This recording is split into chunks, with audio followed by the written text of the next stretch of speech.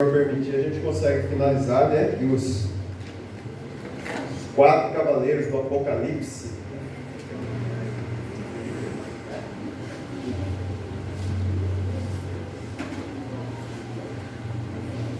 Vamos abrir a palavra do Senhor em Apocalipse, capítulo 6, versículo 7.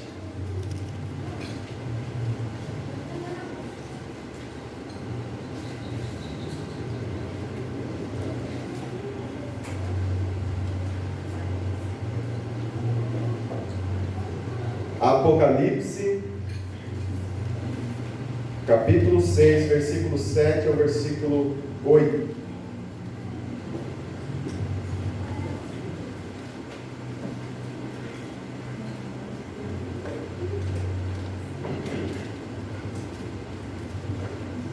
Diz assim a palavra do Senhor: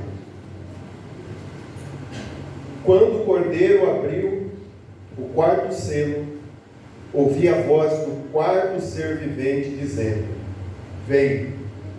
E olhei, e eis um cavalo amarelo e o seu cavaleiro, sendo este chamado Morte. E o inferno o estava seguindo. E foi-lhes dado autoridade sobre a quarta parte da terra para matar a espada, pela fome, com a mortandade e por meio das feras da terra. Vamos orar ao Senhor? Querido Deus e eterno Pai, nós estamos, Senhor Deus, diante da Tua palavra e pedimos que o Senhor, nesse momento, fale aos nossos corações, porque precisamos, Senhor Deus, ouvir a Tua voz, aquilo que o Senhor deseja, Senhor Deus, falar conosco, e que o Senhor possa nos fortalecer através da exposição das Sagradas Escrituras, e que possamos, Senhor Deus, viver sempre de conformidade com a Tua vontade. Ilumina, Senhor Deus, a nossa mente através da ação do Espírito Santo. Esta é a oração que nós fazemos em nome de Jesus. Amém.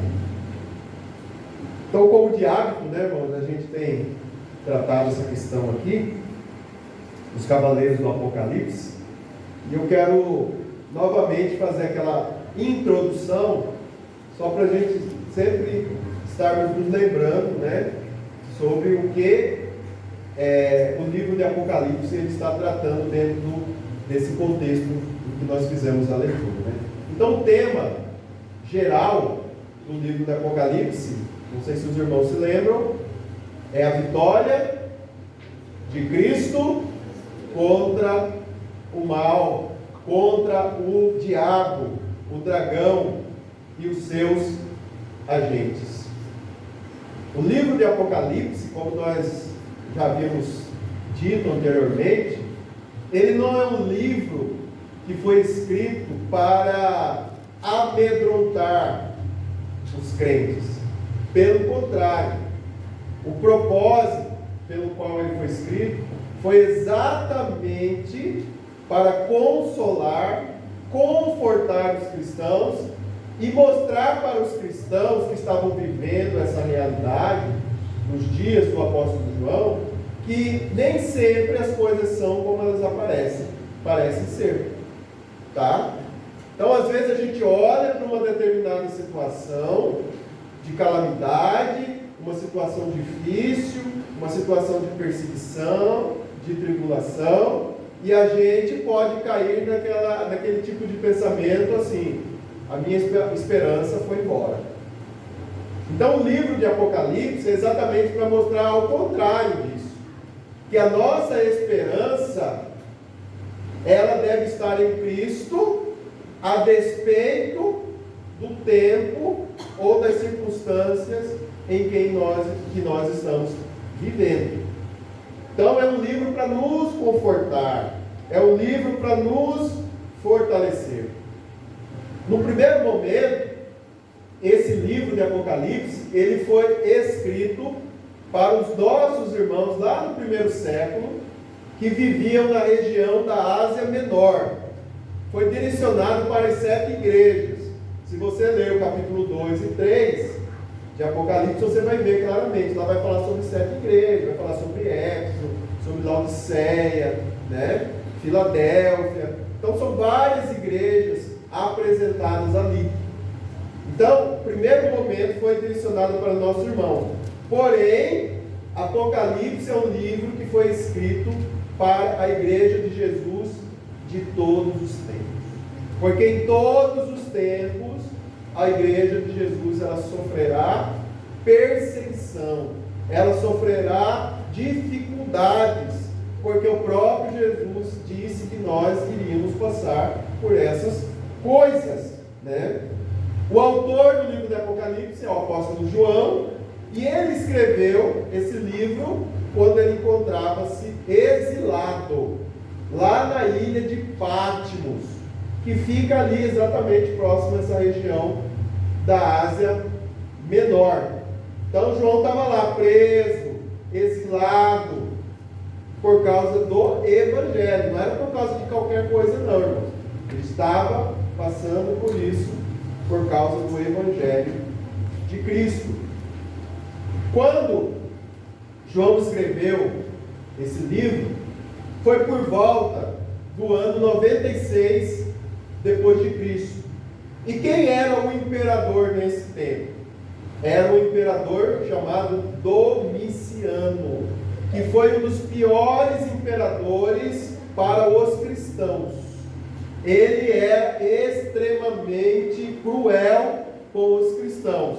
Então nós olhamos a história da igreja e percebemos, através dos historiadores, o quanto os cristãos sofreram durante o período de Domiciano, que inclusive não poupou nem familiares, matou inclusive familiares que haviam se convertido ao cristianismo.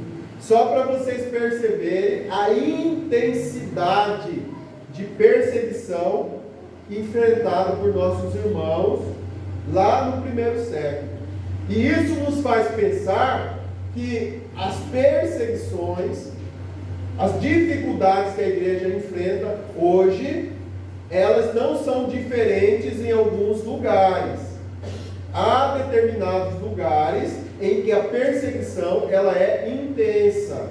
Em alguns países, se você for observar lá no site Portas Abertas, que é um site que mostra, ou uma revista também, que mostra o ranking onde os cristãos são mais perseguidos, você irá perceber o quanto há irmãos nossos que estão passando por muitas dificuldades no mundo por causa da sua fé em Jesus Cristo, tá?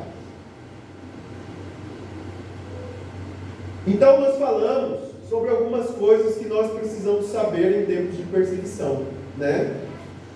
Se o tema é esse, a vitória de Cristo e sua igreja contra o diabo, que é o dragão, e os seus agentes, quem são os agentes de Satanás? É o mundo, é o sistema, é o Estado. Naquele tempo era o Estado. O Império Romano era o agente que estava sendo usado por Satanás para o quê? Massacrar, perseguir a igreja de Jesus Cristo. Os sistemas existem, ainda continuam existindo. Existem sistemas hoje. Às vezes de forma mais sutis, como no nosso país, ele é mais sutil, e outros mais agressivos, como por exemplo na Coreia do Norte, como por exemplo na China e alguns outros países, onde é proibido, países islâmicos, onde é proibido a pregação do Evangelho de nosso Senhor Jesus Cristo. Então, em tempos de perseguição, o que eu e você precisamos saber? E aí, o João ele vai mostrar aqui através do capítulo 6 a respeito dos cavaleiros do Apocalipse. O primeiro cavaleiro do Apocalipse é o cavaleiro que está montado, né? Esse aqui eu estou só resumindo o que nós já falamos, porque hoje nós vamos trabalhar sobre o quarto cavaleiro. É o cavaleiro montado no cavalo branco. E nós já falamos o que ele representa. Ele representa Jesus e o seu evangelho que vem vencendo e para vencer. Aonde que está isso? Versículo 1 e versículo 2 do capítulo 6 de Apocalipse. O segundo cavaleiro que está montado no cavalo vermelho, versículo 3 ao versículo 4, representa o quê? Representa a espada curta, representa a faca que era utilizada como instrumento para sacrificar. E no caso aqui está direcionado a quem? Os cristãos. Aqueles cristãos que estavam sendo mortos por causa da sua fé em Jesus Cristo. Tá? É a macharia. A faca aqui é a espada chamada macharia, no grego. Tá? Que é a espada curta. Tá? Ou a faca do sacrifício. Então ela é direcionada para quem? Para os cristãos. Aí, nós temos aqui o cavaleiro que está montado no cavalo preto, versículo 5 e versículo 6, aqui do capítulo 6 de Apocalipse, que é o cavalo que tem aquela ação, né, o cavaleiro que tem aquela ação da balança, né, ele tem a balança na mão, que representa o quê? Representa aqueles crentes, né, que são perseguidos e têm o seu patrimônio, o seu bem tomado pelo Estado, porque ele resolveu seguir Jesus, e que perdia o seu serviço no serviço público por causa da sua fé em Jesus. Então, é o cavaleiro que vai representar exatamente uma opressão econômica, pobreza, injustiça social por parte do Estado em relação ao crente. Por quê? Porque ele resolveu seguir a Jesus, porque ele não quis adorar o imperador, ele não quis reconhecer o imperador como Senhor, no sentido de divindade, porque reconhecer o imperador como Senhor, naquele tempo, significava reconhecer que César era uma divindade, que era Deus. Por isso que Paulo, lá no capítulo 10, verso 9 e 10 de Romanos, ele vai dizer assim, que com a boca nós confessamos que Jesus, ele é Senhor. Quando ele usa aquele termo Senhor, é para indicar que nós temos apenas um Deus. Nós temos apenas um Deus, um Senhor apenas, e é Jesus Cristo, e não o imperador romano. Ele estava apontando, fazendo essa relação do pensamento que se tinha na época de que o imperador era o Senhor e divindade, tá? E hoje, né, nós vamos tratar aqui do quarto cavaleiro do Apocalipse, que trata exatamente essa ideia de que a igreja, ela sofre, mas o mundo também sofre. Enquanto os três primeiros cavaleiros do Apocalipse apontam o primeiro a vitória de Cristo, e o segundo e o terceiro aponta o sofrimento que a igreja ela passa por causa da sua fé em Jesus Cristo, esse último cavaleiro, ele tem uma abrangência global. Ele afeta tanto o crente quanto não crente, tá? O verso 7 ele fala assim: quando o cordeiro abriu o quarto selo, então lembra-se que Jesus, ele é o cordeiro, ele é aquele que é digno de abrir os selos. Capítulo 5, para você entender, você tem que ler o capítulo 5, porque no capítulo 4 fala sobre um trono, alguém é sentado sobre um trono, que é Deus, Deus está sentado no trono. E o capítulo 5 vai falar que aquele que está sentado no trono, ele tem um livro. E aí um anjo forte, poderoso, fala assim: quem é digno de abrir o livro? E aí ninguém foi achado de abrir o livro. E João, ele chora muito por causa disso. E aí aparece um dos seres viventes dizendo assim: não chores, porque o leão da tribo de Judá, a raiz de Davi, ele é digno de abrir o livro. Ele venceu e ele é digno de abrir o livro. E aí quem que é esse leão? quem é esse cordeiro que é digno de abrir o livro? Jesus Cristo. Então é Ele que vai abrir o livro. É Ele que tem poder e autoridade, porque venceu para abrir os selos. O selo, nós já falamos que é o decreto de Deus, é a vontade de Deus. Então ela está sendo desenrolada, ou seja, quem é aquele que tem o poder e o controle de desenrolar e que é soberano sobre a história da humanidade? É Jesus. E nisso nós podemos buscar conforto, ou seja, nada acontece sem a vontade de Deus. Tudo que acontece é permitido pela vontade de Deus. Ou seja, aquilo que é bom ou ruim que vai ser para nós, não importa. É a vontade de Deus. Porque Ele é aquele que tem o poder de desenrolar a história. A história está no controle dele. Nada foge o controle de Deus.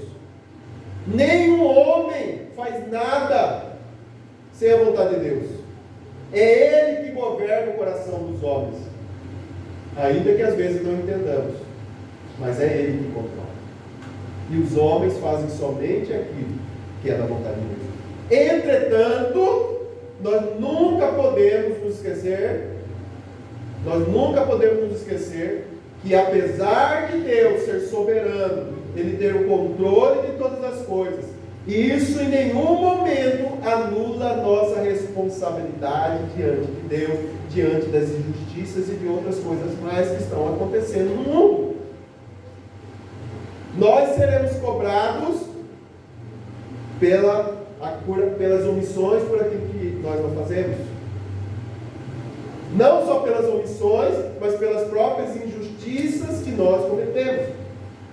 Os homens, o mundo, será responsabilizado pela omissão e por aquilo que eles estão fazendo. Então, soberania não anula a responsabilidade humana. Tá? Então nós não podemos nos esconder atrás da soberania de Deus e dizer assim: Deus é soberano, Deus tem o controle de tudo e eu vou cruzar o braço. Mas o mesmo Deus, a mesma escritura que diz que esse Deus é soberano, ele diz assim: bem-aventurado os que têm fome e sede de justiça. Então o quarto selo aqui, ou os selos sendo abertos, esses selos eles representam a realização dos decretos de Deus e da sua vontade. E diz o texto aqui que quando o cordeiro abriu o quarto selo, ouvi, João falando, ouvi a voz do quarto ser vivente dizendo. O que é esse ser vivente? É o anjo, é um dos anjos, são os anjos aqui. Esses anjos eles também aparecem lá no livro de Ezequiel. E aqui esses anjos eles são representados, né? Eles são representados por determinado formato, determinada forma, né? Uma forma de leão, uma forma de homem. Então assim, cada um tem um significado. Não dá para a gente trabalhar isso agora. Mas cada anjo desse ele representa alguma coisa. Tá bom? E esse anjo diz para o cavaleiro que está montado no cavalo branco. Ele diz, vem. Ele diz, vem. E o verso 8 diz, João diz, e olhei, e eis que um cavalo amarelo, que pode também ser pálido, traduzido por pálido, ou esverdeado, e o seu cavaleiro, sendo este chamado Morte. Morte. Então, esse cavaleiro, que está montado no cavalo amarelo, ele é a morte. E o texto diz aqui que o inferno o estava seguindo. A palavra no grego para inferno é Hades. O autor resolveu traduzir por inferno. Mas a melhor tradução aqui seria sepultura, não inferno. Sim, sepultura. O que acontece quando alguém é morto? Sepultura. Depois é sepultura. Hoje tem cremação, né? Não só hoje, né? Cremação já existia. Os povos nórdicos, eles cremavam, né? Mas dentro do cristianismo, geralmente, a prática é o quê? Sepultar. Então Jesus, quando diz ele morreu e foi sepultado, a palavra sepultado lá é Hades, a mesma palavra que é usada aqui para inferno. Ou seja, a morte, ela derruba alguém, né? Ela tira a vida de alguém e essa pessoa cai direto na sepultura. Essa seria a ideia do texto aqui. E diz o texto que foi-lhe dado autoridade sobre a quarta parte da terra para matar a espada pela fome, com a mortandade e por meio das feras da terra. Citando aqui Ezequiel capítulo 14, versículo 21, se não me engano, que fala desses mesmos tipos de morte que ia acontecer. Mas uma coisa que me chama a atenção, irmãos, aqui nesse texto, é que a morte, ela tem restrição. O poder dela é restrito. Porque Deus tem o controle da morte. Nós precisamos entender isso. Esse cavaleiro aqui, ele não pode fazer nada além daquilo que Deus permite. E isso também nos traz um conforto, ou seja, as nossas vidas não estão soltas aí para que a morte ou o diabo faça o que quiser. Porque eles estão restritos à autoridade e ao poder de Deus. Com relação ao diabo, por exemplo, Martinho Lutero ele dizia assim, que o diabo ele é o cão de Deus, que está amarrado. Ele tem uma restrição, ele é como se fosse um cão que tem uma restrição, porque ele está amarrado, ou seja, ele só pode agir dentro daquele limite estabelecido por Deus. Então a ideia não é de que Satanás e Deus têm o mesmo poder e a mesma força, e que Satanás pode fazer o que ele quiser. O livro de Jó, por exemplo, nos mostra isso claramente. Satanás ele pede autorização para Deus, porque se Deus não permitisse, nada aconteceria com Jó. Só aconteceu aquilo porque Deus permitiu e Deus queria ser glorificado através da vida de Jó. E aqui o texto diz que a restrição da morte é uma restrição que envolve 1/4 da terra, da população da terra. 1/4. Bom, nós temos hoje, né, conforme aí, né, as pesquisas que foram feitas, hoje nós temos 8 bilhões de pessoas. 1/4, então, corresponderia a 25% da população, que seria hoje 2 bilhões de pessoas. 2 bilhões de pessoas. Então, assim, nós precisamos entender que quando a gente está falando de Apocalipse aqui, nós não estamos falando de que é uma coisa que vai acontecer apenas em um tempo determinado. Eu já falei isso para vocês. Apocalipse está relacionado, esses cavaleiros, a todos os tempos, desde a primeira vinda até a segunda vinda de Cristo. Ou seja, pessoas estão morrendo. Pessoas estão morrendo. E aqui o texto fala sobre instrumentos. Ou melhor, qual tipo de morte essas pessoas iriam morrer. Aqui está falando sobre a espada. Foi-lhe dada autoridade sobre a quarta parte da terra para matar a espada. Espada aqui já não é machária, mas é roufaia, que é a espada grande, a espada da guerra. É o militarismo. Ou seja, naqueles dias de João, é o Estado, o Império Romano, fazendo uso da espada, do poder militar, para tirar a vida dos cristãos. Nos dias de João. E hoje existem alguns países, como Coreia do Norte, que usam o poder da roufaia, do militarismo, para perseguir e matar cristãos. Quando não mata, coloca eles nos campos de concentração até o fim da vida, para morrerem ali, naquele lugar. Então é roufaia. Por isso que é importante a gente conhecer os originais, porque vai ajudar a gente a entender essas coisas. A diferença de espada. Então, há pessoas cristãs que estão morrendo. Só que, como eu disse, esse quarto cavaleiro do Apocalipse montado no cavalo amarelo não é apenas para os crentes aqui também é para os não crentes. Ele atinge também os não crentes. Porque hoje há pessoas que estão morrendo em guerras que não são cristãs. Na Ucrânia, lá por exemplo. Na Síria, por exemplo. Muitas guerras que estão acontecendo e que a mídia, por exemplo, não tem colocado, porque já não é mais interessante para elas ou não compensa colocar. Né? Não compensa a mídia. A mídia não tem interesse, muitas vezes, por essas questões. Então a gente não fica sabendo, mas está acontecendo no mundo todo, essas guerras. Pessoas estão perdendo a sua vida nas guerras. E a gente sabe que a motivação da guerra, elas são diversas. É a busca pelo poder, né? É a busca de eliminar inimigos, adversários, pessoas que não comungam da mesma ideia ou da mesma ideologia, perseguições religiosas, uma série de outras coisas mais.